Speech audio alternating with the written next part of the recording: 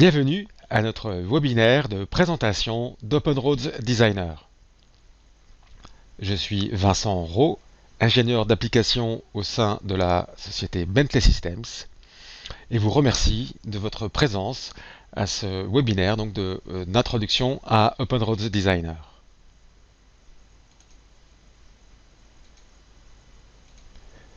OpenRoads Designer est le successeur des gammes d'outils de modélisation d'infrastructures de Bentley Systems, GeoPack, GeoMacao, InRoads et PowerCivil.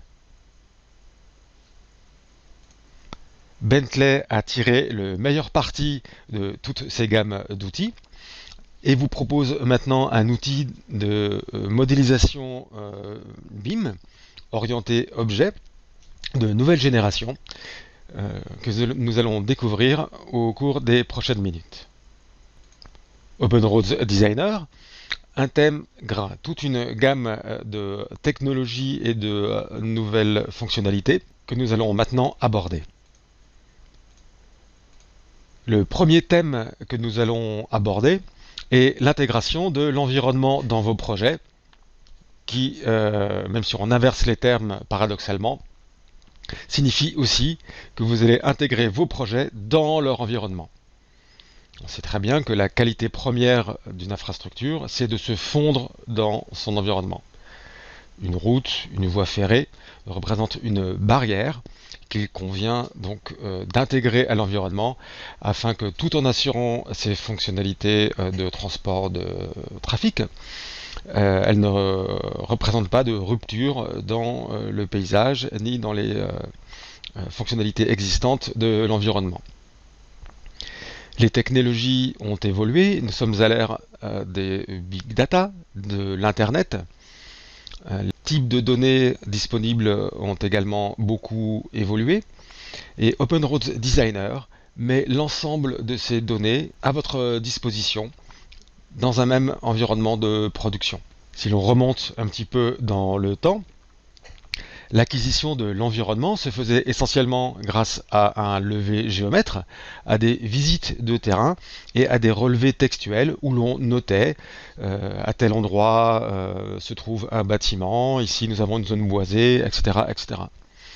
Aujourd'hui, nous disposons, grâce à la technologie d'acquisition laser et grâce à la photogrammétrie, de la possibilité d'effectuer un relevé 3D extrêmement précis, de façon à vous permettre de naviguer dans l'environnement directement depuis votre ordinateur. La notion d'open data nous donne également accès à tout un ensemble de données de type SIG, modèle numérique de terrain, photographie aérienne, qu'il est essentiel de pouvoir intégrer facilement de façon à concevoir efficacement un projet qui s'intègre harmonieusement avec son environnement. L'accès à ces données a également évolué. Auparavant, il fallait absolument que ces données soient stockées localement, recopiées sur votre machine. Aujourd'hui, nous sommes encore une fois à l'ère d'Internet. De nombreuses données sont disponibles directement online, en ligne, et nous verrons qu'OpenRoads Designer vous permet d'accéder extrêmement facilement à toutes ces données. Voici donc le modèle numérique de terrain, le levé du projet que nous allons analyser aujourd'hui. Nous sommes donc dans l'interface d'OpenRoads Designer et dans le panneau des modélisations de réalité. Nous avons ici d'ailleurs au passage les différents types de fonctionnalités qui vous sont offertes par OpenRoads Designer, de la génération de ce modèle numérique de terrain à partir d'un levé topographique traditionnel, l'inclusion des données géotechniques, des maillages de réalité issus de la solution Bentley Context Capture, la phase de modélisation, de production de plans, et j'oubliais la phase qui n'est pas la moins importante de modélisation des réseaux, que ce soit l'importation de données de manière à disposer d'un modèle 3D BIM des réseaux existants, ou du calcul du réseau d'assainissement de la plateforme. Et enfin du module de dessin traditionnel vous permettant d'enrichir les plans produits par OpenRoads. Mais concentrons-nous donc sur la partie inclusion de la réalité, donc ce que nous appelons la modélisation de la réalité. Nous avons donc ici le modèle numérique de terrain représenté par ces courbes des niveaux. Nous allons pouvoir aussi mettre en référence bien sûr des données images. Ici de façon assez classique, nous avons récupéré les données images permettant donc d'avoir un peu plus d'informations sur l'environnement du projet. Mais ces données-là peuvent être stockées en local dans ProjectWise, mais nous pouvons aussi aller rechercher ce type de données directement sur Internet grâce à la connexion au serveur d'image Bing, qui nous permet donc d'accéder aux données de type plan, mais également à la couverture aérienne, donc directement via connexion à Internet.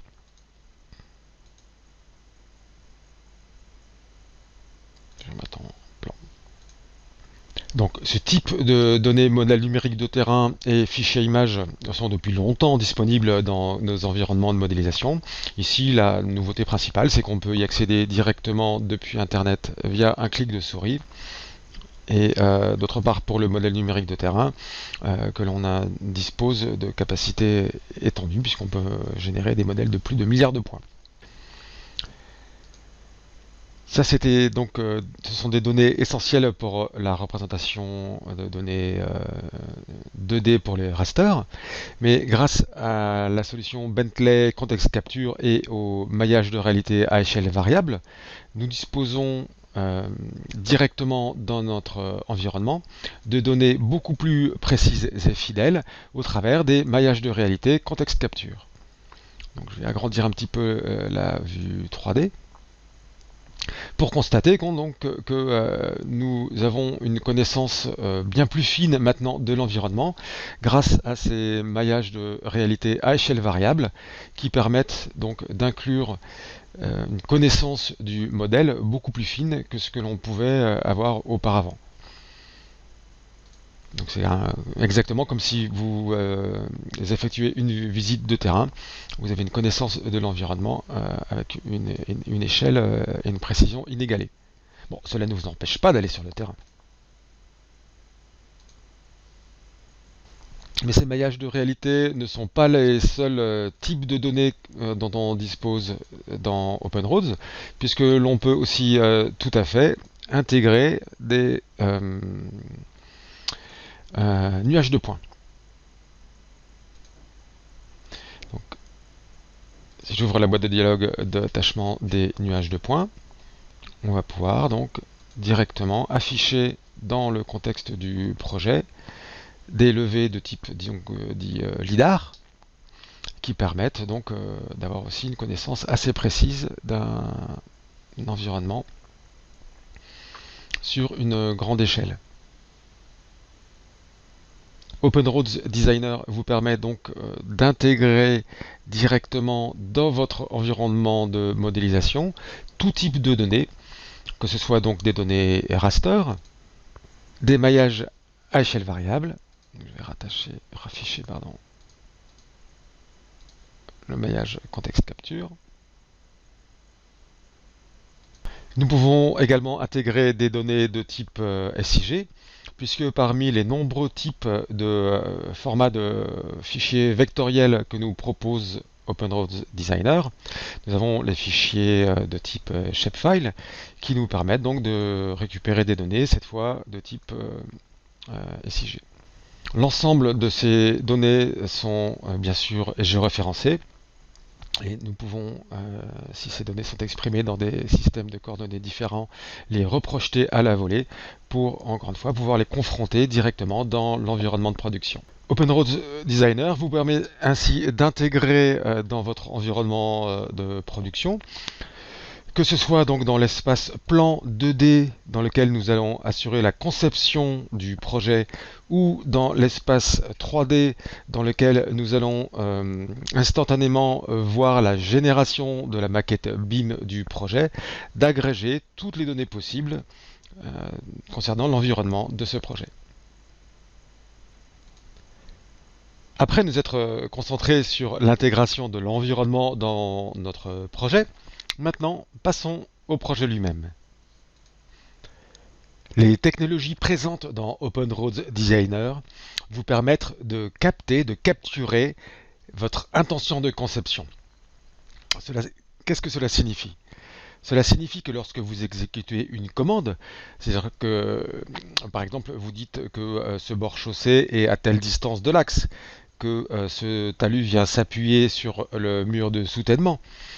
Ce que va mémoriser OpenRoads, ce n'est pas le résultat de la commande, mais la commande en elle-même. Ce qui signifie que lorsque le projet sera modifié, lorsque vous déplacerez votre axe, ou lorsqu'il y aura une modification de la pente des talus ou de la position du mur, le modèle sera automatiquement mis à jour, car elle va reconstruire le projet en fonction des règles de conception que vous lui avez données. Cela a comme bénéfice immédiat d'augmenter l'efficacité de vos bureaux d'études, puisque vous savez bien que l'on passe beaucoup plus de temps à modifier un projet qu'à le modéliser une première fois.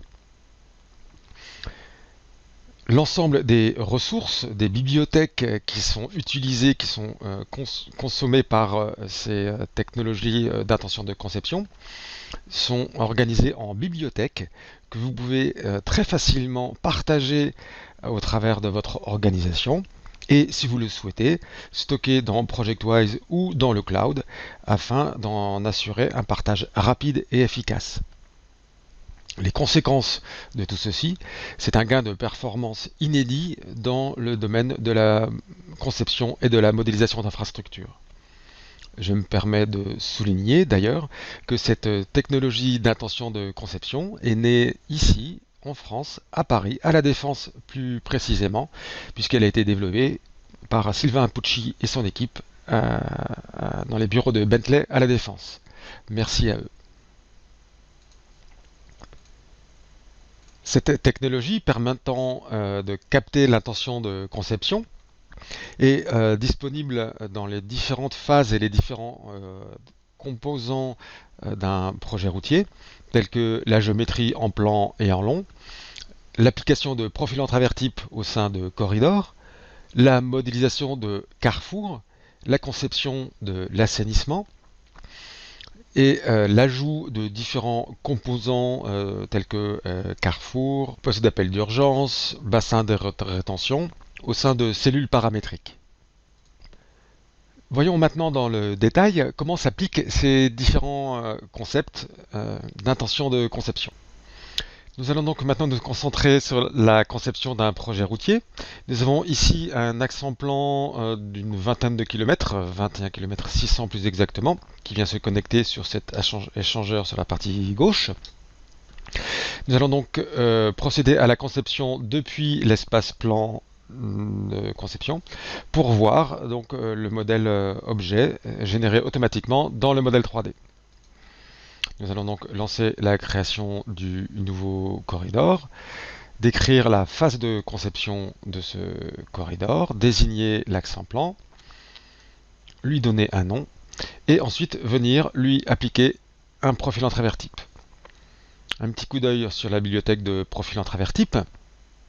Nous avons donc une bibliothèque éditable, et bien sûr, qui va nous permettre donc de modéliser les différents composants de notre projet, que ce soit sur le pont, une route bidirectionnelle, une bretelle sur le pont, une bretelle classique et l'autoroute à voie séparée.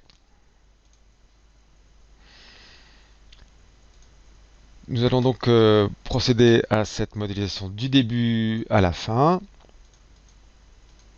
et voir en quelques secondes les 22 km de route être modélisés.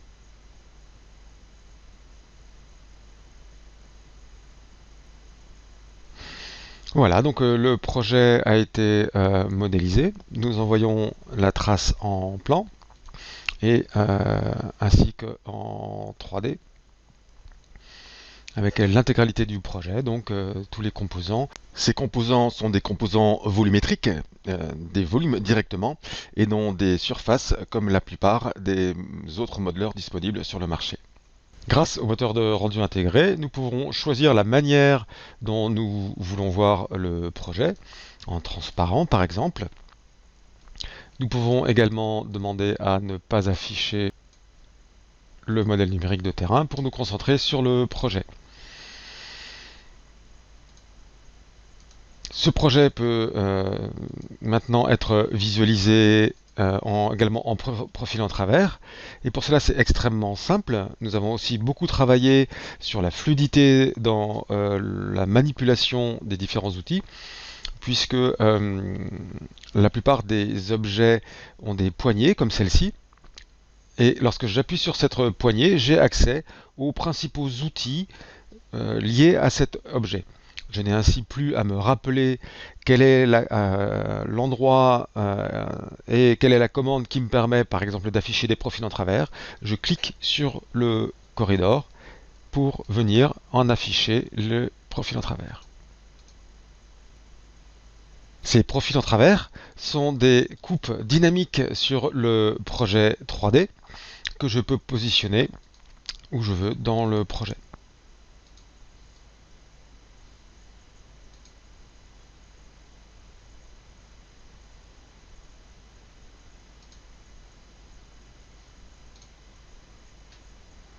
Le profil en travers est matérialisé par une ligne de rappel, que ce soit dans l'espace plan ou dans l'espace 3D.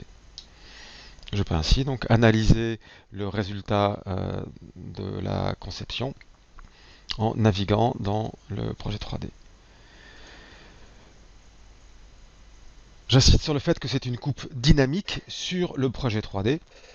C'est-à-dire que tous les modèles complémentaires éventuels que j'aurais pu mettre en référence dans cet espace 3D, que ce soit des modèles IFC, des modèles e-modèles venant d'autres éditeurs ou d'autres outils Bentley, se verront reflétés dans la vue 3D. Nous en verrons un exemple un peu plus tard.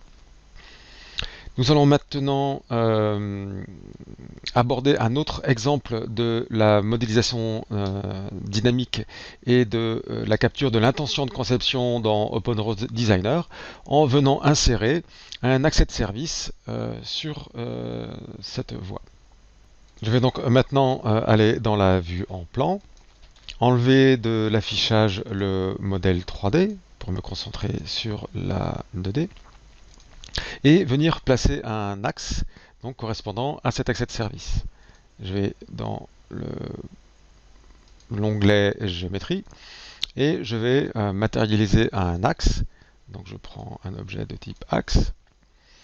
Je vais m'accrocher perpendiculairement à la géométrie de la route et je vais créer un axe. On remarque bien que l'objet est toujours perpendiculaire. J'utilise simplement les accroches objets disponibles dans OpenRose Designer.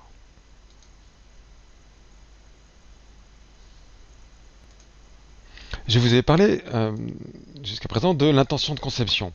Comment cela se traduit-il rien que dans le placement de cet objet? Mais ce que l'on peut remarquer en zoomant, c'est que ici j'ai la rappel du fait que ce point est calé perpendiculairement à cet axe. Donc cette ligne se souvient qu'elle est par nature perpendiculaire à l'axe qui a servi à la créer.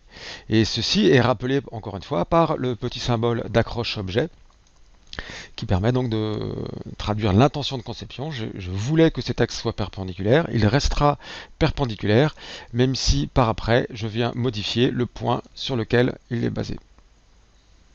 Le mécanisme d'intention de conception est déjà à l'œuvre rien que dans le placement de cette entité, puisque lorsque j'ai placé cette ligne, je lui ai demandé donc à être perpendiculaire à l'axe principal de la route.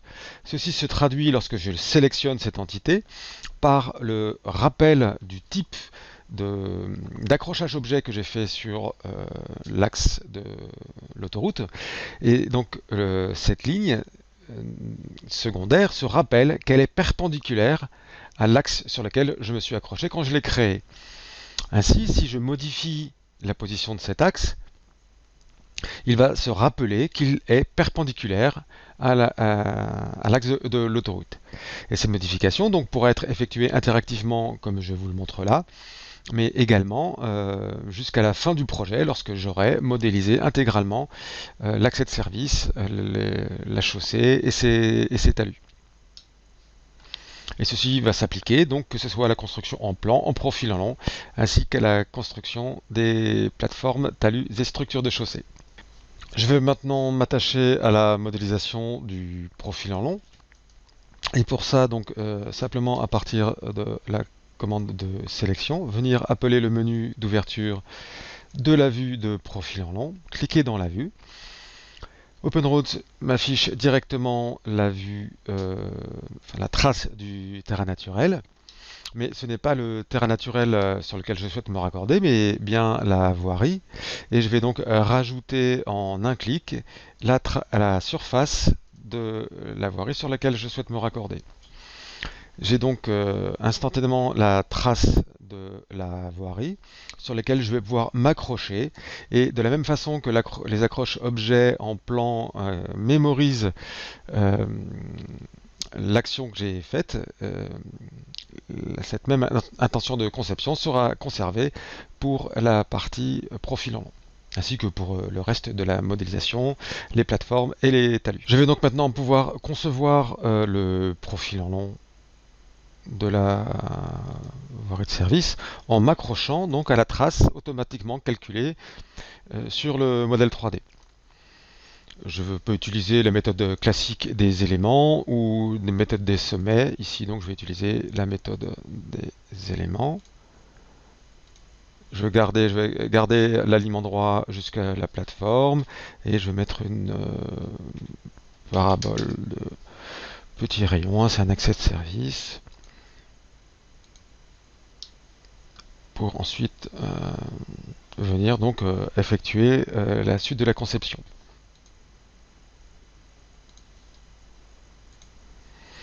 Je vais donc créer une ligne tangente en me raccordant sur l'extrémité du terrain naturel.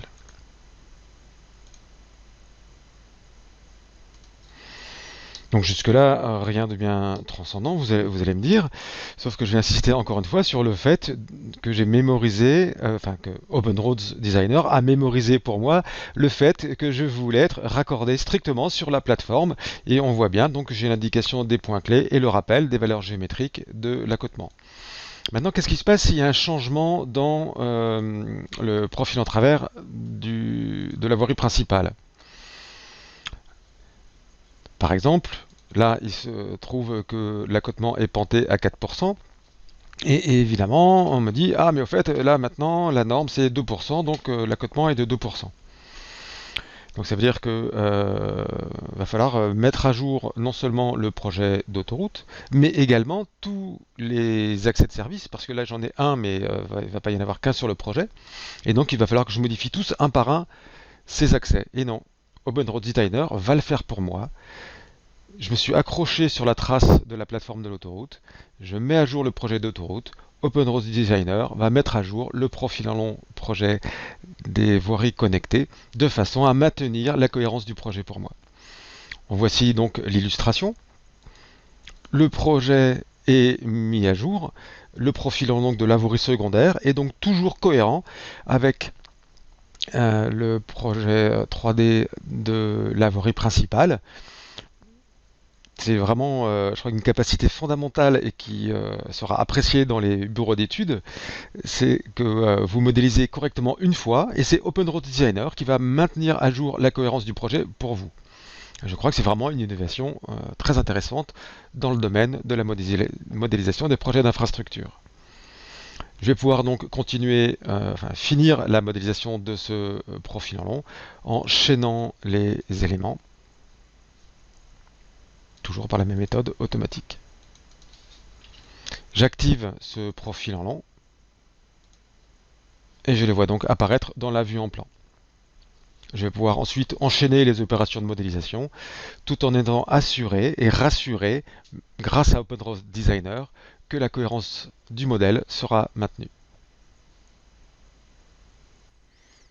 Après nous être attachés à l'aspect capture de l'intention de conception, nous allons maintenant porter notre attention sur la capacité d'OpenROS Designer à agréger les différentes disciplines et les modèles 3D et modèles orientés objet BIM que ceux-ci peuvent générer, de façon à garantir une collaboration efficace, réduire les risques lors du chantier, lors de la phase de construction, en ayant identifié en amont les conflits potentiels. Parce qu'un projet routier peut paraître simple, mais en fait, il intègre tout un tas de disciplines différentes qui peuvent interférer les unes avec les autres. Et il est important de pouvoir, dès la phase de conception, dans l'environnement de conception et de modélisation, de disposer de toutes les données adéquates, cohérentes et à jour. Nous allons donc illustrer ce cas de figure avec, dans un premier temps, l'intégration de données géotechniques. Nous allons donc retourner dans OpenROS Designer et constater qu'il nous permet d'accéder à un environnement commun de données nécessaire pour une conception coordonnée du projet. Nous avons ici donc la maquette BIM du projet, ainsi que le terrain naturel sur lequel a été drapée la photo aérienne. Nous avons ici un des ponts qui a été modélisé dans OpenROS Designer et nous allons par la suite venir référencer les modèles générés par OpenBridge Modeler à partir des mêmes alignements, enfin des alignements générés dans OpenROS Designer et qui ont été référencés dans OpenBridge Modeler.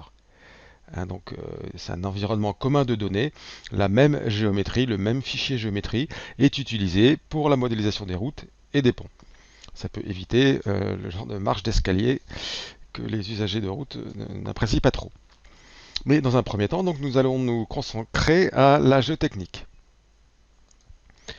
OpenROS Designer dispose d'un module géotechnique qui va permettre donc de nous connecter à une base de données, de gérer une base de données de sondage, de tests de labo et de résultats de laboratoire pour construire une base de données 3D que nous allons maintenant référencer.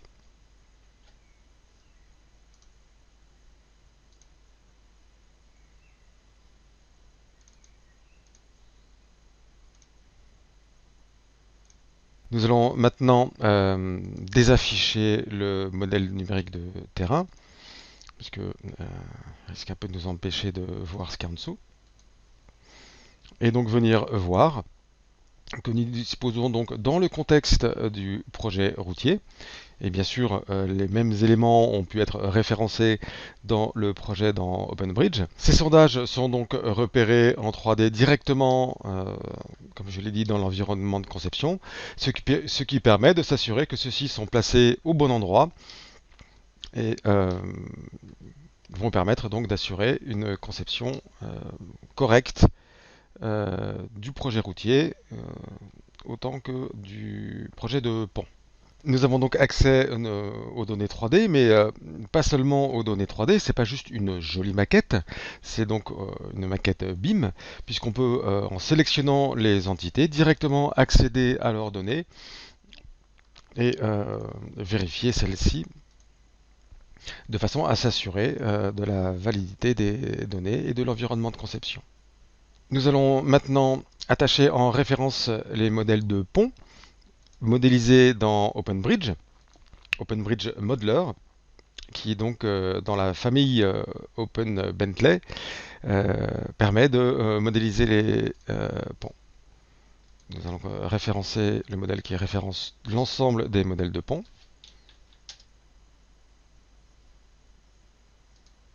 Et nous pouvons constater que les sondages ont bien été faits au droit des piles, ce qui n'est pas idiot. et que nous avons, de la même façon que pour les sondages, accès aux modèles 3D géocoordonnées ainsi que aux données objets générées euh, par le modeleur de pont. Par exemple, les données concernant les poutres, où nous retrouvons donc toutes les données attributaires. Une autre discipline il est important de pouvoir bien coordonner avec le projet routier, c'est l'assainissement de la plateforme. Nous allons donc nous intéresser ici à l'intégration, à l'agrégation des données concernant l'assainissement. Nous allons donc nous intéresser au réseau d'assainissement de l'extension de la route sur la droite et allons donc commencer par attacher le modèle 3D du corridor correspondant, pour ensuite venir attacher le modèle d'assainissement créé par l'équipe assainissement, donc, qui elle-même avait en référence ce modèle routier, travaillant donc dans un environnement commun de données. Nous allons changer le mode de visualisation, passer en mode transparent, pour donc voir l'assainissement sous la plateforme. Et nous pouvons donc visualiser la maquette BIM du projet d'assainissement directement dans le contexte du projet routier. Nous allons passer maintenant à un autre aspect essentiel d'Open Roads Designer, c'est la facilité avec laquelle Open Roads Designer va vous permettre d'adapter votre projet aux changements et d'effectuer toutes les modifications de façon coordonnée et cohérente. Les technologies mises en œuvre dans Open Roads Designer permettent d'adapter facilement votre projet aux changements. On a vu donc avec l'intention de conception la facilité avec laquelle nous avons pu caler un axe et un profil long sur l'autoroute et avons constaté qu'une modification du profil en travers était automatiquement répercutée sur le profil en long de cette voirie secondaire. Nous allons voir maintenant un autre cas d'application avec la modification d'une structure de chaussée et voir comment cette modification va être reflétée dans les livrables avec la mise à jour automatique de ceux-ci à partir de la modification du projet. Nous sommes donc de retour dans le modèle du projet.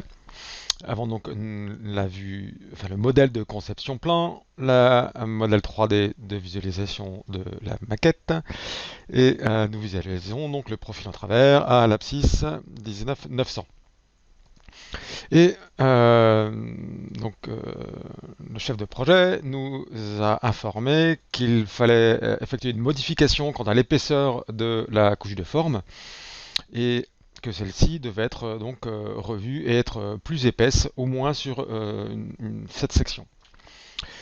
Nous voyons ici que le point bas de la couche de forme est contrôlé par ce point haut et que la valeur actuelle est contrôlée par un paramètre, par cette étiquette, donc qui permet de contrôler par un paramètre cette épaisseur.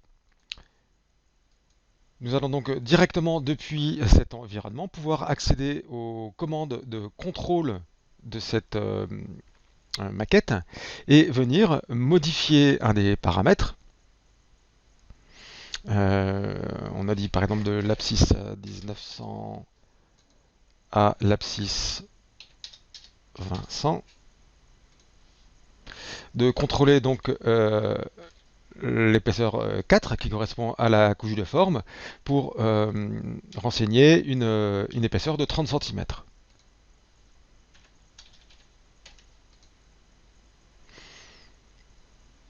Donc, nous avons renseigné la valeur, celle-ci est appliquée et propagée à l'ensemble du modèle.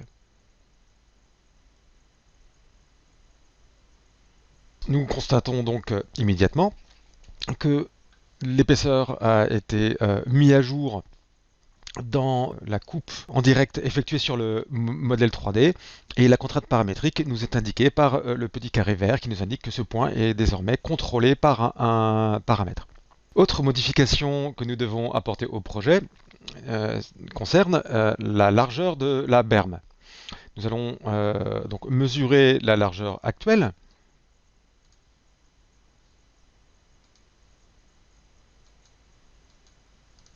Donc nous avons une berme de 2,20 m et il se trouve donc que nous devons effectuer une modification pour passer celle-ci à 4 mètres. Nous revenons dans l'éditeur du profil en travers placé. Et donc nous avons fait une modification paramétrique. Nous aurions pu donc également faire une modification de ce paramètre, mais là pour vous montrer qu'on peut travailler de façon différente selon les contraintes et les habitudes. Le résultat le plus important, c'est que la maquette 3D est instantanément mise à jour, ainsi que les profils en travers, puisque ceux-ci sont donc des coupes interactives réalisées sur le modèle 3D. Les 20 km de projet ont été mis à jour et je constate bien donc que la cote également a été mise à jour et j'ai bien une berme de 4 mètres. Donc ces profils en travers sont des profils en travers dynamiques créés sur le modèle 3D du projet. Maintenant, qu'est-ce qui se passe pour les plans? Il se trouve qu'on avait déjà préparé une édition des profils en travers et avec d'autres outils ou d'autres fonctionnements, on serait amené à régénérer, à jeter à la poubelle les profils en travers qui ont été coupés et à régénérer les profils. Pas avec OpenRoads Designer, puisque si nous ouvrons un des profils en travers qui ont été réalisés donc à partir des coupes dynamiques sur le projet, nous pouvons lire dans le projet que le déport a bien été modifié et pris en compte, puisque la largeur de la berme est bien donc de 15 plus 4, 19. Le projet est donc instantanément mis à jour, les profils en travers, y compris les profils en travers papier, sont donc instantanément mis à jour à partir du moment où on a modifié le projet. Et pour bien comprendre pourquoi et comment ça fonctionne, si je sélectionne cette entité, donc d'un profil en travers habillé, je suis dans un modèle feuille, que je pourrais exporter au format AutoCAD si je le souhaite, et si je vais venir regarder d'où vient cette ligne. Elle vient d'un modèle intermédiaire dans lequel on réalise les cotations, et donc si je désigne toujours de la même façon cette ligne-là, et si je demande à ouvrir le modèle dont il est issu, en fait, je reviens dans le modèle 3D du projet.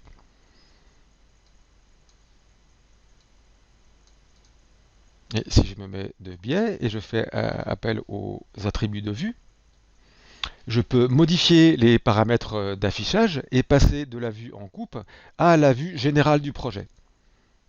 Les profils en travers sont donc bien des extractions dynamiques réalisées sur la maquette BIM du projet. Ceci nous permet donc d'enchaîner les phases de modification du projet en étant sûr à tout moment de pouvoir éditer des profils en travers corrects et à jour. OpenRoads Designer vous offre ainsi les avantages d'un outil de génération de modèles volumiques BIM associé à un outil de génération de sortants plans également dynamique, garantissant des livrables toujours à jour. Car en effet, même si le BIM dans les infrastructures est en plein développement, les documents du D sont toujours jusqu'à présent ceux qui font foi et qui sont contractuels. Il est donc essentiel, au-delà d'une maquette BIM, de disposer d'outils de génération automatisée de livrables, vous permettant donc de générer les documents 2D requis. Mais il reste encore plus important de permettre l'automatisation de ces modèles 2D pour éliminer les risques d'erreur et les pertes financières et problèmes chantiers inhérents à ce genre de problème. Je vous propose donc maintenant de voir comment avec OpenRoads Designer vous allez pouvoir générer un calpinage vue en plan profil en long sur l'ensemble du projet. Nous allons d'abord générer les vues en plan. Pour ça, nous prenons un des format proposé. Là, nous allons sortir des A1 500e. Donc nous désignons l'axe, l'abscisse de début, l'abscisse de fin. Et allons donc demander à créer le calpinage. Nous avons une prévisualisation, des différentes planches. Celles-ci ont été générées et placées dans la vue en plan, numérotée. Là, c'est la planche 25. Et maintenant, je vais ouvrir une vue profil en long pour effectuer le calpinage dans le profil en long. Dans cette vue profil en long, donc, je vais également effectuer un calpinage, mais cette fois donc en récupérant les limites de PK du groupe de plans que je viens de créer.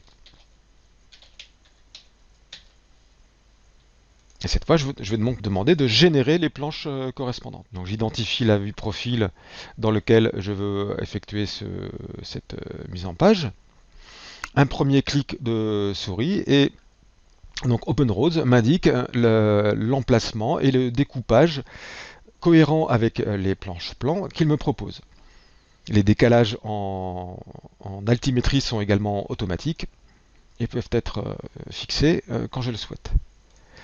Je vais générer également ce qu'on appelle un index de feuilles pour me permettre en fait de générer un sommaire numérique et pouvoir générer automatiquement donc un carnet des planches plan profil.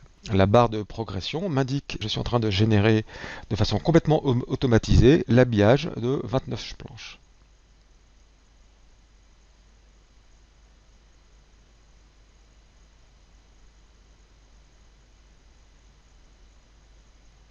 Voilà, les feuilles ont été générées et maintenant OpenRoads procède à la notation automatique de ces dessins. Encore une fois, je suis toujours guidé dans la phase dans laquelle on est, dans le centre des messages, au centre de la vue. Maintenant, je peux aller regarder donc, le résultat, c'est-à-dire l'ensemble coordonné planche, plan, profil. Ces planches donc, sont disponibles via un index. Nous allons aller jusqu'à l'impression d'un fichier PDF, parce que c'est extrêmement simple. J'appelle l'organisateur d'impression et ensuite je demande à imprimer tout le fichier. L'impression est extrêmement rapide puisque les quelques pages vont être imprimées en moins d'une minute. La génération des cahiers en profil en travers sera elle aussi extrêmement rapide.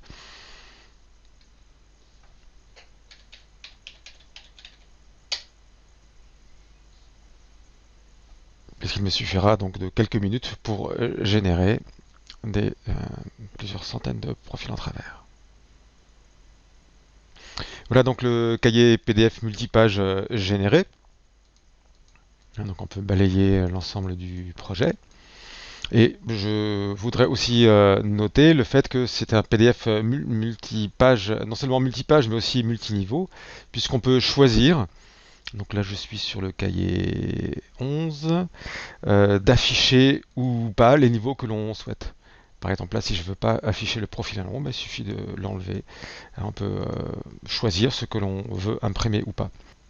OpenRoads Designer vous propose donc un moteur de modélisation de maquettes BIM ainsi qu'un des outils de génération de sortants 2D classiques. Mais il vous permet également de donner vie à vos projets et facilite la communication autour de ces projets grâce aux outils de visualisation, qu'ils soient intégrés, comme cela a été toujours le cas dans les plateformes Bentley.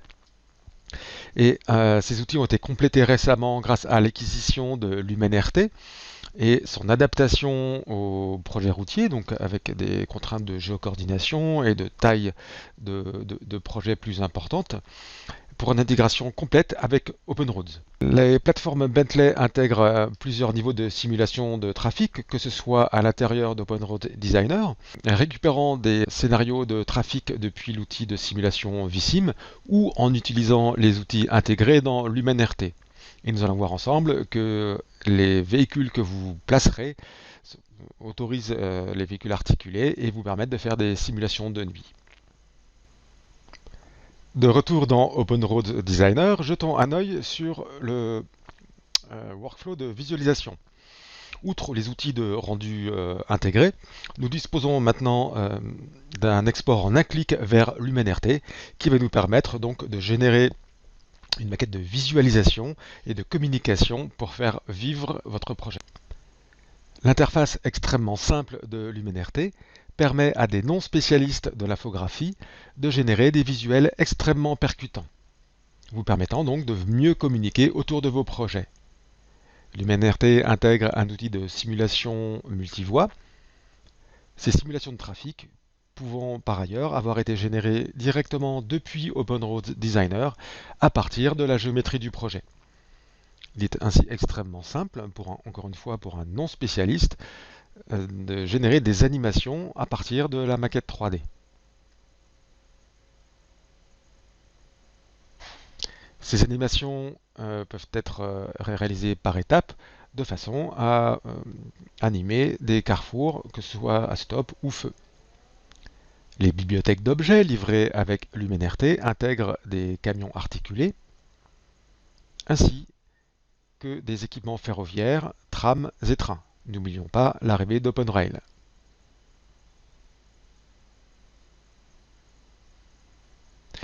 Tous ces véhicules disposent de feux de manière à vous permettre des simulations de jour comme de nuit.